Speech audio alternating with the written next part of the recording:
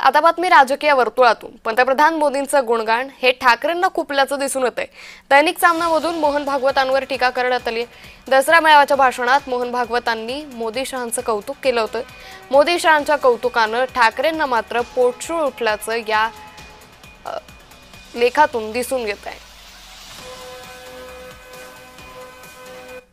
तर सामनाच्या या संपादकीत आलेले महत्त्वाचे मुद्दे नेमके कोणते पाहूयात। भागवतांनी लोकशाही संविधान संकटात आणलं।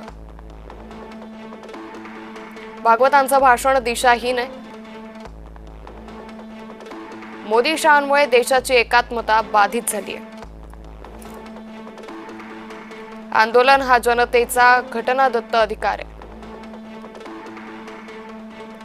मोदी शहांचं कौतुक करायला भाडोत्री फौजा आणल्या। भागवतांनी लोकशाही संविधान संकटात आणलं।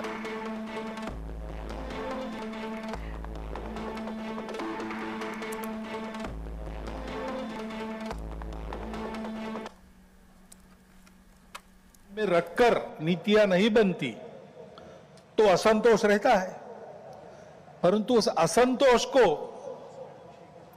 इस प्रकार व्यक्त होना ये किसी के लाभ की बात नहीं है।